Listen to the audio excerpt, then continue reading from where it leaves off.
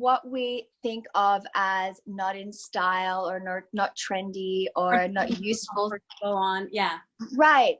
That is a mindset, you know, like that's not actually a reality. Like I found these in boxes that I would have donated at one time.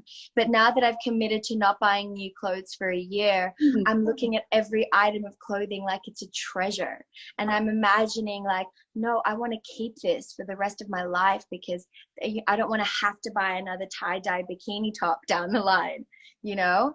And I'm realizing how ingrained that mentality was in me of just like consumption. Don't have it, need a new one? Fine, I'll buy it. It'll be at my house tomorrow. And that's what I'm really trying to like fight against. And so as I was saying, I was doing this deep dive in my closet, and not the closet I show on Instagram, but my secret closet where all my clothes that I don't really want to go to sit in purgatory before I decide what to do with them. And yes, same as you, I was going through these things that I thought like a few months ago that I could gift, but now with the knowledge that I'm not buying any new clothes, I'm like, no, this is a treasure. I want to hang on to this.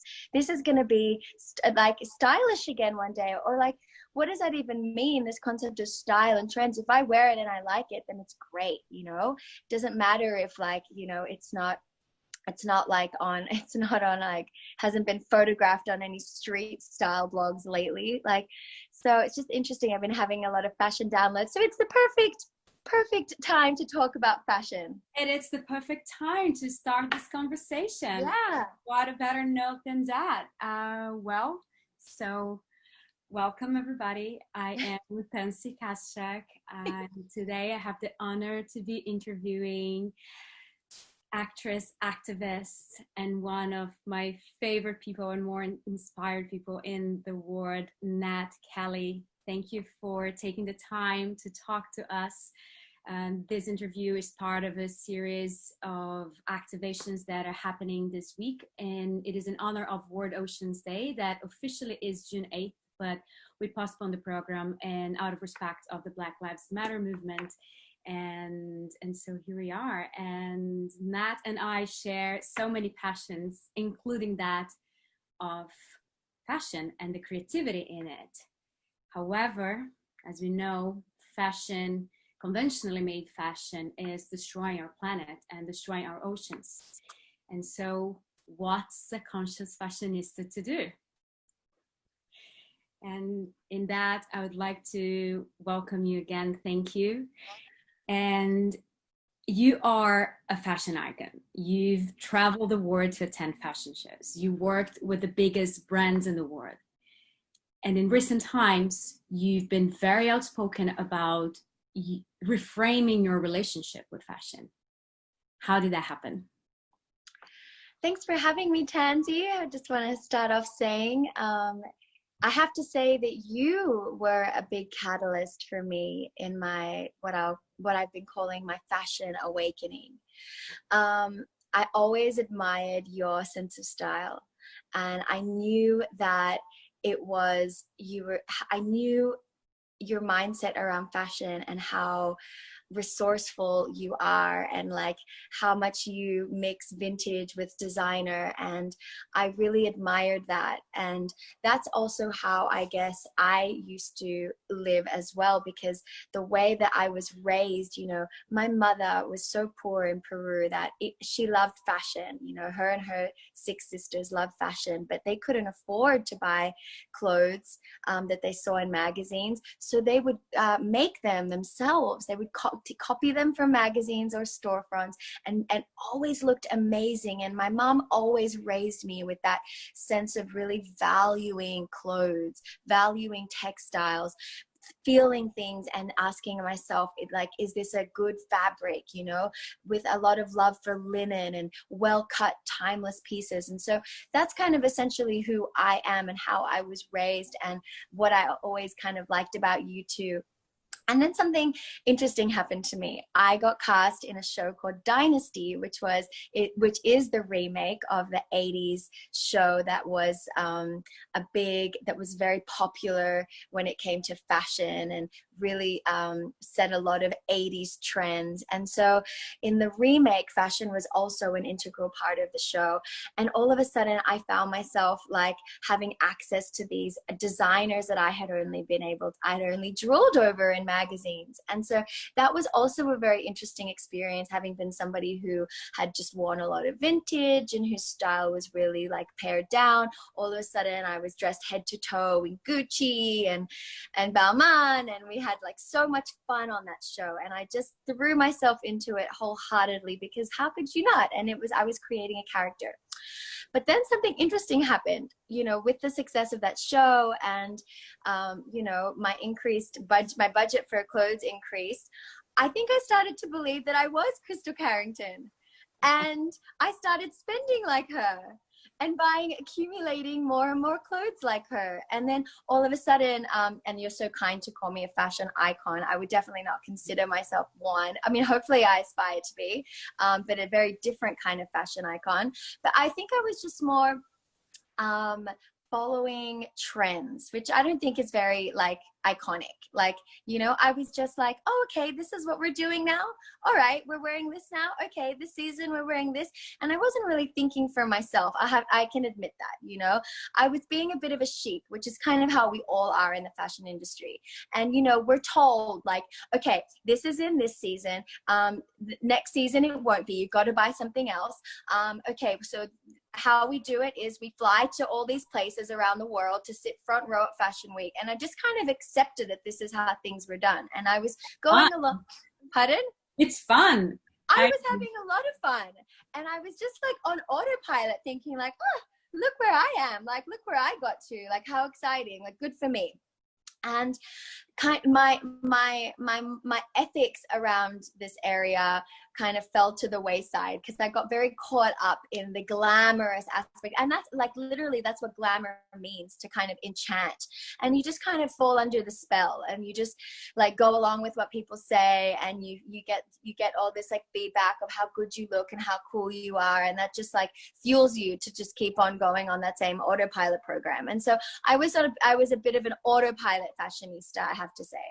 And then around it was at the beginning of the year when I went home to Sydney to see my friends and family for New Year's Eve, and I landed smack bang in the middle of the worst bushfires in Australian history. And that was the beginning of my like overnight awakening around everything. And I know people are probably thinking like, what do the fires have to do with fashion? Well, here's where I'm going to tell you that everything we do is interconnected. Every choice we make, everything we buy has a ripple effect on this planet, positive or negative. And I started to do research into, well, first of all, the fires were caused for two reasons. The planet is warming, and there were record high temperatures. Okay, that is like not, you can't dispute that. It's getting hotter every year. And a country like Australia is in a drought, but a lot of that drought is man-made. And that is because we are farming things that do not make sense to be farmed in Australia. And one of those crops is cotton. And this was something that blew me away, because my whole life I thought like cotton was the sustainable option, and I prided myself on like wearing natural fabrics. But here I was learning that cotton is actually incredibly water intensive. I think you have the statistic on that, don't you, Tansy? Well, traditionally made cultivated cotton is it's one, actually, like it's interesting because organic cotton is one of our best alternatives. However, yes, traditionally farmed cotton is highly pollutant, because it not only needs so much water to be produced, but also the amount of pesticides that is in it, and so yes, it ends up polluting waterways. So not only it consumes so much water, but it pollutes waterways, yes, and our rivers, and therefore our oceans, and so that's a big issue with yes, that is so widespread in Australia, in Brazil, here in the United States, and very little of it is being farmed organically. And so when I learned this, I was in shock. And I started to take a closer look at some of the other fabrics that I was wearing. And, you know, a lot of the more trendy fashions are made of synthetic fabrics, you know, polyester and nylon and viscose. And when I looked into what it actually takes, the resources that are used up to make these textiles, it was so out of line with my values that I felt ashamed that I had drunk the Kool-Aid. And go on. No, because you in one of your posts on Instagram throughout this metamorphosis, you mentioned that River Blue, the documentary about how the fashion industry is polluting our waterways, destroying our rivers, and therefore our oceans, it was one of the most impactful things for you, and that's really an eye-opener. What was about it that really made you, you know, shift your perception? Well, so I started doing research, and River Blue was one of the movies that I first watched. And what I saw in that movie, I cannot unsee. And that is why I'm making the pledge to not buy any more synthetic fibers ever again. So the process of making a synthetic fiber like viscose, polyester, or nylon, first of all, uses fossil fuels. Okay, so literally like petrol, oil that they are drilling into the ground. Do you know where they're doing a lot of this drilling? My ancestral homeland of the Amazon. So there are children in the Amazon who are getting cancers and who have skin diseases and who cannot eat because their river is polluted from the oil spill that just happened in Ecuador a few months ago, the second worst in the country's history. And a lot of that petroleum is going to make textiles. It's not just going in our cars. So this led me to really rethink all my choices and realize that it wasn't enough for me to not eat meat. It wasn't enough for me to, you know, well, I used to have a hybrid. I don't anymore, but I'm going to shift, you know, I'm going to make serious car choices in a few months when my lease is up. But, you know, it's not enough to like buy organic. Like if you are buying clothes that are made from synthetic materials, that has come from an oil well somewhere and is polluting our beautiful planet. So another thing that I learned from that movie was the incredibly toxic process with which they make jeans, you know, distressed jeans, which blew my mind, because here we are, like somebody has decided that ripped jeans are cool and that we've made that the fashion. And instead of just doing it the old fashioned way and like, you know, and by the way, the ripped jeans thing probably came from somebody who couldn't, you know, was like of lesser means, like the way that came into fashion. Oh, they're born. And I love actually something that you said, like if you want to have ripped jeans, just do it the old school way. But people have such disconnect to realizing how come, you know, how did that piece come to have that distress effect? And it's a highly pollutant chemical process, because you mentioned a lot of the synthetic fibers, but even, you know, cotton, or in the dye, I'm wearing a white t-shirt, but in the dye of cotton or natural fibers, I think it was Claire Press, that the sustainability editor of, you know, Vogue Australia and a brilliant podcast host of Wardrobe Crisis, that you introduced me to. And she said that she could tell the color of the next season by the color of the rivers in India and in China. How heartbreaking is that? That these people have to live on these rivers that every season is dyed a different color because that's what we say is fashionable. Right. And the toxicity by these rivers and tanneries from the leather. You know, I mean, that's why I'm saying no new clothes, because I don't know of anybody really doing it right.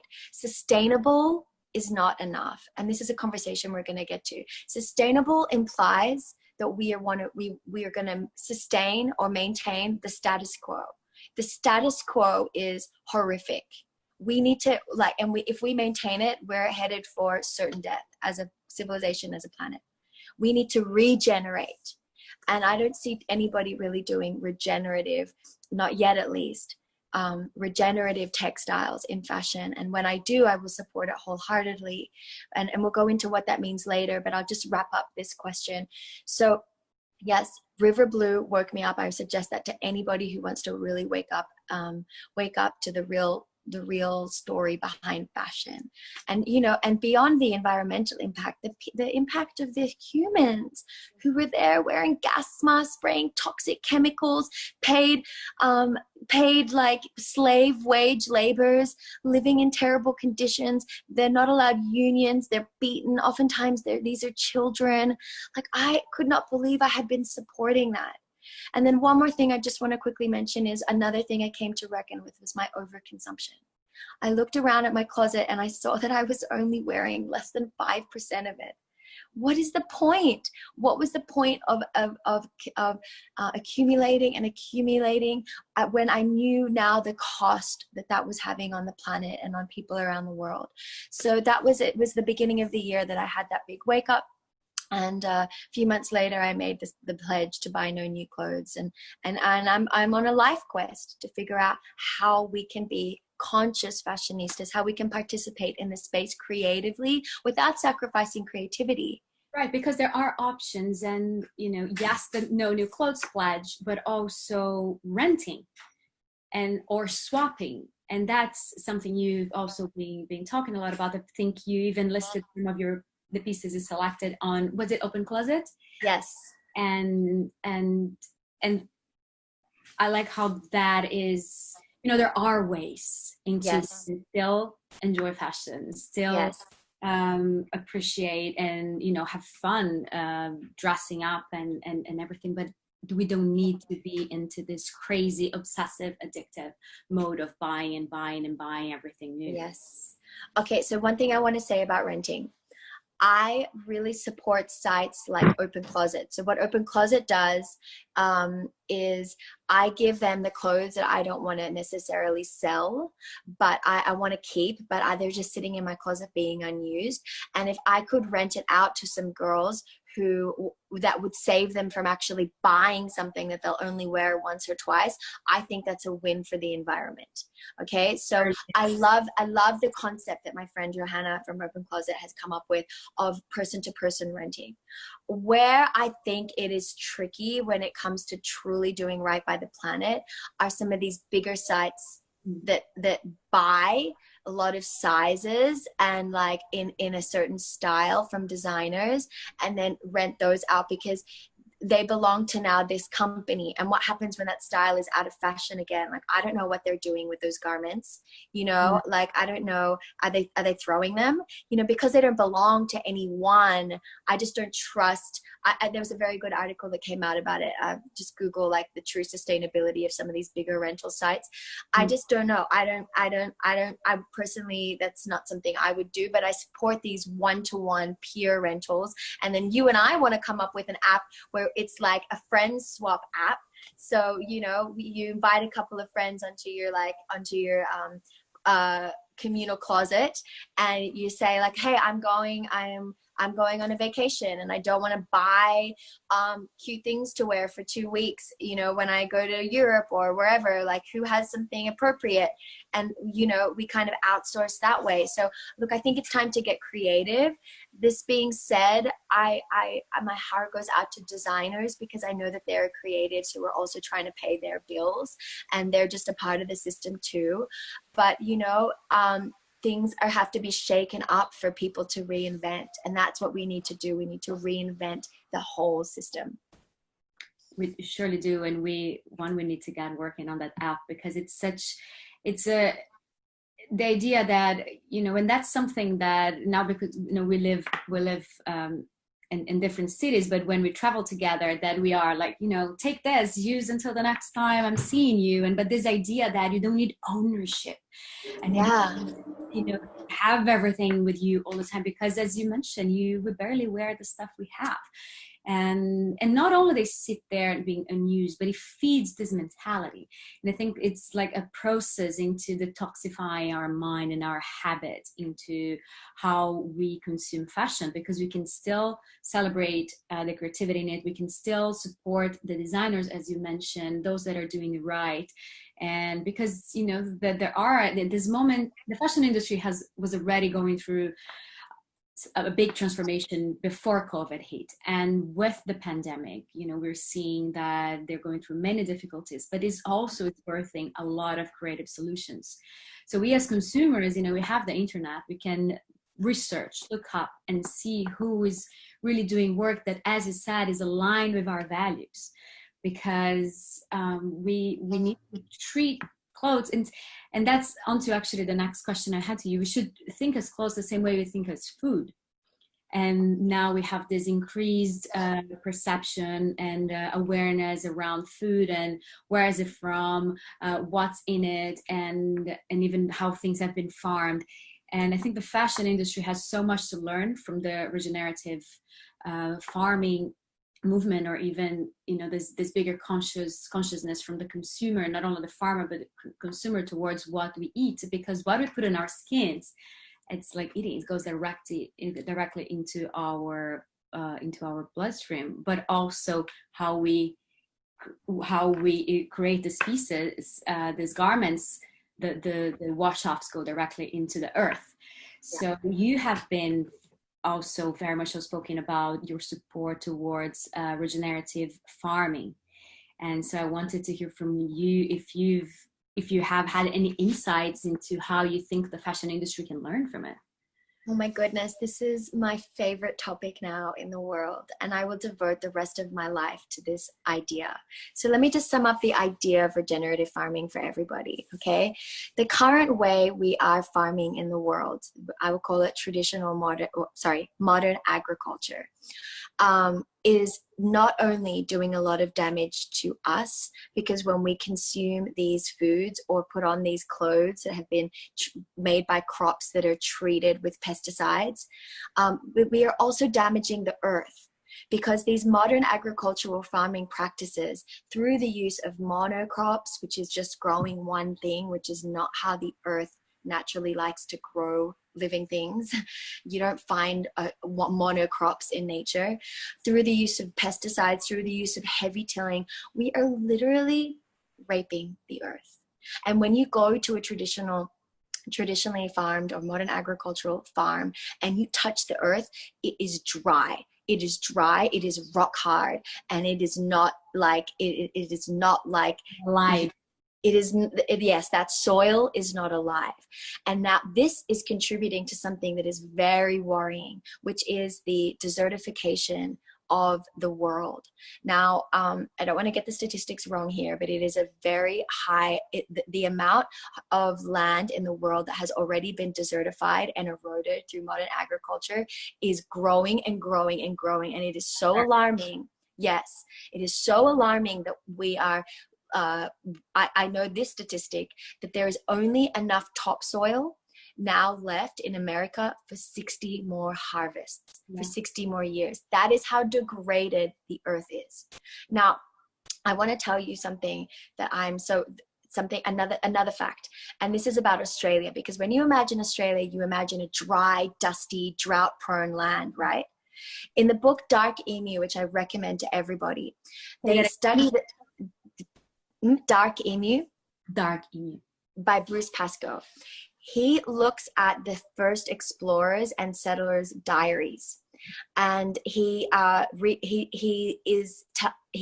can now imagine how Australia actually looked before European settlement. And they describe soil so fertile, so spongy, so moist that the horses couldn't even walk because they were sinking down to their knees.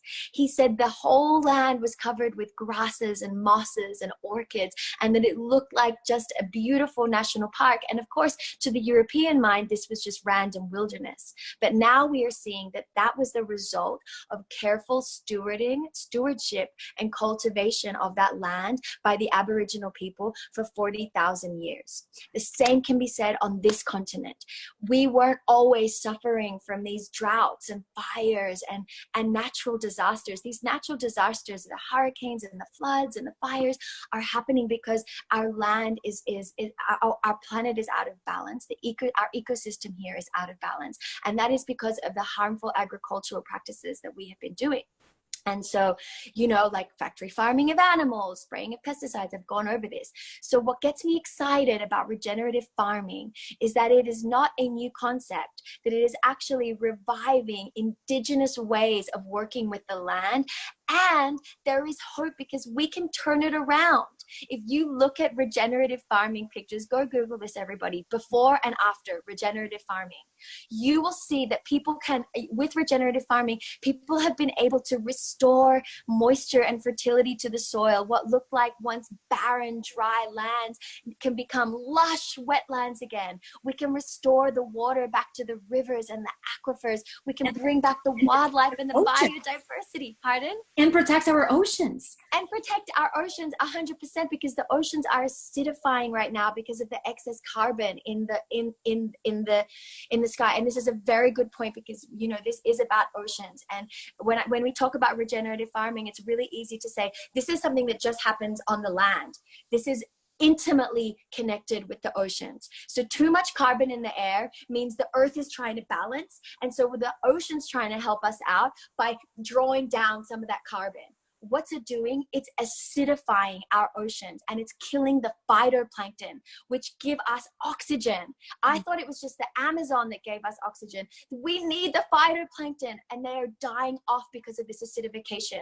So one more thing that regenerative farming has the capacity to do, which is why I'm dedicating my life to it, is once you regenerate this land through these regenerative farming / indigenous farming techniques, one of which is covering the ground, making sure there's no bare ground, covering it with cover crops like native grasses. What that has the potential to do through photosynthesis is draw down carbon, the excess carbon, our biggest problem. It can draw it down into the earth, into the soil, where it becomes food for the soil and food for the plants. It actually, we have demonized carbon, but actually it is so useful and necessary. It's a building block of life. We just need to get it out of the atmosphere and into the ground, and regenerative farming can do that. And once we do that, we will stop the heating of the ocean, heating of the planet, and we will stop the acidification of the oceans, and we can bring balance back to our world. So what you do on the ocean and what you do on the land are intimately connected. Okay, so that's why I'm passionate about this, and that's why I'm envisioning a fashion industry where we used only regenerative agriculture, where we said no more synthetics. We're gonna cancel that, make that not cool anymore. And now let me talk about some amazing examples of regenerative textiles. So mycelium, which is the web of the network of fungi, like underneath the ground that we can't see. We call it the wood wide web. They have now shown that you can make what looks like leather from mycelium. By the way, fungi is like incredibly regenerative for the soil. You know, we cannot live without fungi. So if we took out all the farms that were practicing modern agriculture and growing things that we don't really need, like we don't need more GMO corn or soy, and we replace those growing this mycelium to make leather, to replace these tanneries, we would be helping the earth, and we would be just doing our part. We would now not be doing something destructive by buying a leather bag. When you buy a mycelium leather bag, you're helping the earth regenerate, and that's just one example. There's pineapple fibers. There's pardon? Apple skin. So many others that now are escaping me, but look it up, because, you know, and this is the problem, is that they're not known right now. You know, so it's up to us, and that's why I'm so grateful that you invited me to talk about this, because we need to now get the word out and say, guys, we got to switch. There's all these other better options, better for us, putting them on our bodies, better for the earth. I get so passionate about it. Well, we need you. We need this passion, because with this passion, you are influencing so many people. And when I say so many people, you have a following of 1.5 million followers, people that look up to you, that are, you know, absorbing this information and this passion you have. And we spoke about how you transition through one way of putting yourself out there in terms in your relationship with fashion and following trends and etc. And you know, it's a complete transformation and shift into celebrating regenerative practices and putting so much good information out there. How do you feel that your audience respond to it? How has it been the engagement and the interest? I thought that when I stopped posting pictures of myself in the latest trends on a yacht somewhere, I was gonna, I don't know, lose engagement. Actually, the more honest and authentic I have been about my journey, about not being perfect, about very much trying to figure it out, I have noticed such an influx of not just followers, because that really doesn't mean anything to me personally. That only means that the bigger influence, the more I can get the message out. That's the only value it has to me, because, you know, like, social media is something I have a very complex relationship with. Like, honestly, if I didn't have this message and I didn't think it was so important to get out there, I had really been considering just saying goodbye, because I live a much happier life when I'm not like thinking about this thing on my phone. But I know this is so You're important. using it in such a good way right now, and it's fascinating. Thank you. And the response has been so positive, especially when I call myself out, especially when I own my hypocrisy. People are like, yes, thank you, you know, and that's what we need more of. And I'm not doing anything special. I'm just speaking the truth. And I'm just hoping to empower. Pardon? It's accessible. When you are honest and vulnerable, you make this accessible, and people can, you know, really relate and feel that, you know, it's more than just being aspirational, it's being relatable. And so you feel included in the conversation, and they were all learning from each other, and not just like, oh, you're doing this wrong. And you're so good at it. Thank you, Irmang. Thank you, Irmang Zinha. And I just finding that, like, people, I feel encouraged that other people are feeling encouraged to do the same thing. You know, over 500 people, I think I would imagine it would be even more now, have taken the pledge to do no new clothes for a year. That's major. You know, and I feel honored now to be in this position where I can be a voice for the voiceless. And, you know, the ocean doesn't have a voice. We have to be a voice. We have to use our voices for her.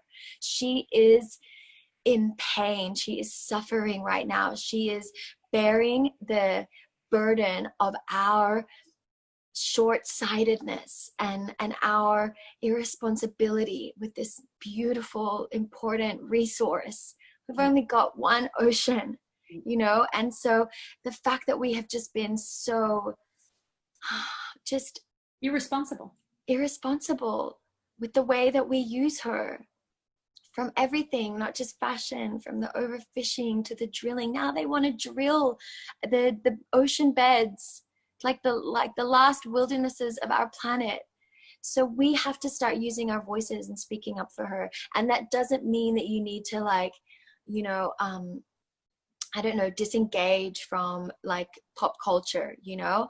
I very much feel like I still have a footing in that world. In fact, I recently got invited to an event hosted by Luisa Villaroma, who's like a, you know, net-a-porter. And I was very interesting because I said, well, I don't know. You know, I've taken a pledge not to wear any new clothes. So if it means being dressed in something new, I have to decline that invitation. Thank you, though. And they came back like, no, we have archival pieces, and this is such a great message. And I'm like, great. That's the point. I don't want to be such a like far out activist that people like the people in the fashion industry are like, oh, she's just like wearing a sack now, and she's just like irrelevant in the fashion industry. She's gone like full activist mode. You know, I have respect for people who's take up that space, but I think what my role is to be a bridge between the people who have not yet been converted to how important this is and those really deep activists who are doing the vital work. And if I can be there in, you know, in talking to the people at a really prestigious company like Luisa Villaroma about the importance of using up your archival pieces. I'm sure there's warehouses, and you know the oh my God, the shocking revelations that these luxury houses were burning their goods. I mean, you know, but if someone like, I mean, I'm not like, look, overplaying what my influence is, but, you know, it would be my dream to be able to like reach, you know, to be in contact with these people in this fashion space and say like what better message than to sell all those pieces or give them away or give them a new life somehow, you know. And I think that the recycling of old clothes is going to be a big part of this movement, because regenerative textiles are great, but do you know that there are trillions of garments already on this planet, already here? We don't really need to produce new things. I know, we don't. That's already here. Exactly. So if we could creatively figure out a way to repurpose all this, imagine if fashion houses could reinvent themselves to be about like repurposing archival pieces. How amazing would that be? You know, I just think we need to start, designers and houses need to start using their creativity differently. And for that, they need to start putting the planet before profit. And that's just going to be a mindset that we all have to be a part of. And it's going to be consumer driven. So when the consumers say, I'm not going to wear anything new of yours until you show up and take accountability for these like excess pieces that you're burning and for the like shit that you're putting out into the world that is not necessary, I don't want to participate. So, because, you know, it's a bit larger conversation. Sorry, but we vote with our choices. We vote with our with the money we spend and the choices we make, because, you know, there isn't production if there isn't consumption. Right? So exactly, I love that. There isn't production if there isn't consumption. So actually, it starts with us. It starts with everybody listening now, every consumer, and we are all consumers. And start asking yourself, like, who are you supporting and what are you supporting? If you buy Topshop and all these high street fashions, you are actually supporting slave labor and the pollution of our waterways and our oceans. Even the luxury houses, you're supporting, you know, like you're supporting a lot of, even if it's not like slave labor, you know, a lot of these houses are doing like very shady things without you knowing by outsourcing certain parts of their production, and they're also polluting the earth. So, you know, vote with your dollar, please, people. Right. No, and back to what I just said, there isn't production if there isn't consumption. There actually, one thing to note, and even in, I think, River Blue, there's Ursula de Castro, who says, you know, we didn't wake up one day and said, oh, I want to, you know, instead of buy one pair of denim, I want to buy 5 pair of denims for you know, the same price. That was something that the fast fashion industry created, that, you know, consume fast more and more and more, and you can pay, but what's the true cost behind it? So I would highly recommend anyone who wants to understand better, and it's really such an eye-opener. Yes, River Blue, but also True Cost. Yeah. The documentary that was produced by Olivia Firth, which is also participating in this program this week. And it really makes us understand that when you buy a cheap garment, the true cost behind it is it's outrageous. And it's so, Nat, for us to wrap up, I'd love to ask you okay, I want to change my relationship with how I consume fashion, and I want to, you know, review my wardrobe and understand how to, you know, from where should I start? From where should a person that sees this talk get inspired to do better? What's your suggestion of a roadmap? Well, let me offer a couple of resources for people who want to educate themselves. So we've mentioned River Blue, we've mentioned True Cost.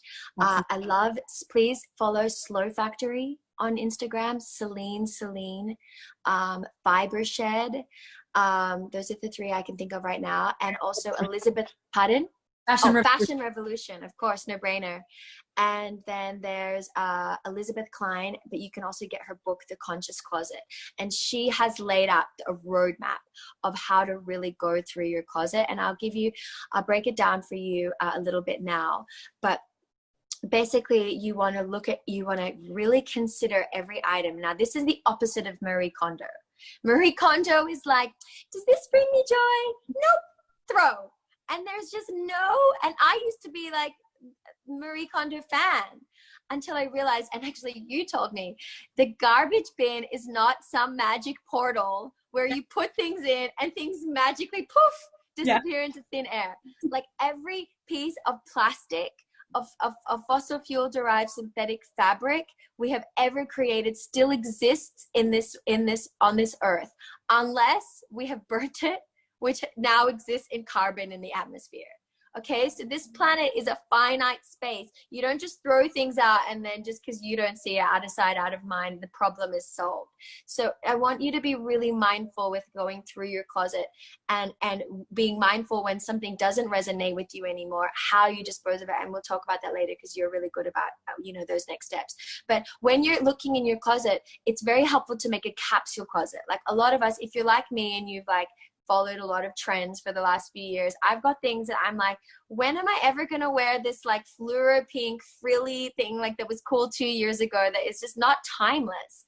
So those kind of pieces I put aside into maybe a dress up or appearance. What? The purgatory closet.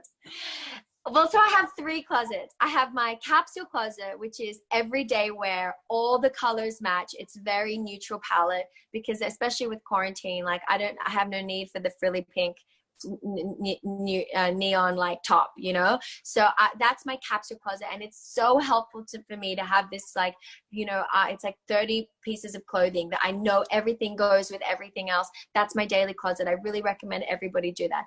Then I've got my second closet, which I have because for my job I definitely do need to go out or have appearances sometimes, and so I've kept certain pieces that I hope will come back into fashion or that are timeless, but not necessarily in my capsule closet because I'm not wearing very sculptural blazers these days, but I want to keep them because one day I will still, and I don't want to have to buy a new one. So that's kind of just more my going out Burning Man, or not that I'm doing Burning Man ever again, but it's another story, but just the more just dress up closet, but I don't need access to it. Pardon? Special pieces. Yeah, some special pieces, and that can be a little out of sight or just separate from my capsule closet. Okay, but every piece in there I've looked at and I've said, I want to keep this. It's not worth giving this away because at some point I would like to wear this again. Now, the things in that closet that I'm not going to wear immediately that I think would have some value in renting, I'm donating all the money to charity, but you don't have to. Those pieces in your special closet could be earning you money. So, put them up on a site like Open Closet and have them work for you. And that's what I said. You're stopping somebody else going out and buying something that they're only going to wear once. That's good for things like weddings or, one-off events, because we've got this ridiculous culture that you can't wear the same thing twice, which we didn't get to, but everybody please really think about where that notion comes from. That's just to make some man rich so that you keep thinking you need to buy new things. Okay, let's unpack this colonial patriarchal idea of what's cool and what isn't, and that you can't be seen in the same thing twice. Let's leave that behind. So then I've got my purgatory closet, which is okay, donate, sell. Again, I'm selling on Poshmark, and that'll be up in the next week or so. And all the money is also going to the Garment Workers Fund. Okay, so then there's the donate. And now here's where I want you to take over because you're so good about this. And so please talk to us about textile recycling and about kind of the myth of dropping things off at Goodwill and just imagining that you're helping the poor. Right. Well, as much as the trash bin is not a magical portal where you throw things there and then disappear, because guess what? There's no such thing as a way. There is no such thing as throwing something away. And I always love telling this that I learned is from my grandma at a very early age. Everything is always being repurposed. She was also a seamstress, and just like in your house, we would look at things and reproduce. And if someone wasn't wearing or it wouldn't fit anymore, you use the fabric to do something else and really treat every piece of garment as a treasure. Textiles are precious resources. Back to what you're saying, if you think about the amount of water and energy that it takes to make one cotton t-shirt, it's needed the same amount of water that an adult would drink in almost 3 years. One t-shirt. I know. So if this doesn't make up to something precious, then I don't know what is it, right? So the same way this, trashing, putting something in a away bin is just not a solution. Textiles should never go to landfill. And it's estimated that one truckload of garments are sent to landfill every minute. That is incredible. It's just crazy. But then the other solution that is, okay, I'm going to donate it. Okay, great. But what does that mean? Because if you're putting up a bag together, pull it all in and just drop at your next, Salvation Army or any other kind of charity without knowing if they really need it, what they need it, because, if it's not all things are needed all the time and they pile up. So you need to really do your homework and not just simply put the problem in somebody else's door, because that doesn't help. That most likely, because these institutions, they're so busy doing the work they do, they won't be thinking themselves of how to go through these and how to recycle these pieces and what's cotton, what's polyester, to send to the proper, that's just not going to happen. It's going to end up at landfill. So you're just taking the problem out of your hands, and that's not the right thing to do. So now throughout the pandemic, here in New York City, we have so Grow New York City, which is a great organization. They're present in most of the farmers markets, and you can drop off your textiles. Throughout the pandemic, haven't been happen. So I have a few bags here at home of things that I'm waiting for when they are back in activity. So please Google. We have information at our fingertips. We can find anything we want in the internet and see where is textile drop off in your house. If there are things that you think they should be recycled, if you want to donate, really do your research. Call, stop by, see if they really need the things that you're going to donate, because maybe the sparkly little dressers or things are not what this institution are going to use, or maybe it will. You won't know until you get informed, and that's very, very important to do. I love that. One more thing I want to add, because donating, as you're saying, it should be our last option, because we don't know what they're really going to do with it. Clothing swaps are a great idea. We got to make them cool again. And we were hosting one with Open Closet right before the pandemic hit. And as soon as things calm down, we want to do one again. But there's no better way. Get some girlfriends over, put on some music. Everybody bring what you want to swap. Make it a party. Bring a mirror. The last option should be dropping it off at a Goodwill. Turn cotton t-shirts into rags. That's how I clean my house these days. So, we just got to go back to the mindset of our grandparents and be thrifty again and grateful for these precious, precious resources. And trust me, much more than Marie Kondo, if you go through the process of individually being, this is something else you said that I loved. When you get a garment, you have to make a pledge to be responsible for that garment until the end of its life cycle, which I love, which we never think of. So when you really lovingly look at every single garment and with mindfulness say, okay, what is the best use of this now that I don't want it? Would this be helpful for a friend? Or like you said, do your research about who's actually going to really resell it, or or recycle it yourself. But once you do that with all your unwanted garments, trust me, you will think twice, 3 times before accumulating more crap. Yes. It's not enough just to give it. We'll just be like, this doesn't bring me joy. Give away. You're just going to keep accumulating. Marie Kondo's missing the vital next steps. I want to talk to her about the sequel. We should reach out to her, because she's onto something, but she just hasn't finished she hasn't closed the loop. Let's reach out. Tansy, this has been so nice. Thank you so much. And actually, speaking of swaps, Mr. Patrick Duffy, which is the powerhouse behind Global Fashion Exchange, he's started a big chain of swaps. We need to check how's that going, of course, because of COVID and pandemic, but that's such a great resource as well, Global Fashion Exchange. And he, along with Jada Lubomirsky, my dear friend, and the founder of Eco Shaker, Alexei Lubomirsky, and Creatives for Change, and the Peace Boat USA are the ones who have been leading this week of activations and talks and so much good information. And this week has been a part of the UN World Ocean Day activations, as I mentioned before. And if there's what's going on to the 15th, so if you want to learn more, there is all the link is in my bio, and also it's not only what's being live now, all this content is going to live in a YouTube channel, so it's there forever available for anyone that wants to get inspired and learn more and give us feedback, and so we can all learn from each other. Nat, this has been wonderful. Thank you for your time, for your wisdom, for your energy and passion. It's so, I'm inspired every time and more. I think that the work you were doing, it's so valuable because it really shows how important it is to align our actions with our values and speak up. Invite others to the conversation. You do that so beautifully. Thank you so much. Thank you. Thank you for having me. And everyone else, you have a voice too. So please be a voice for our oceans. And thank you, Irmãozinha. And I'll talk to you soon. Ciao. Ciao. Beijo.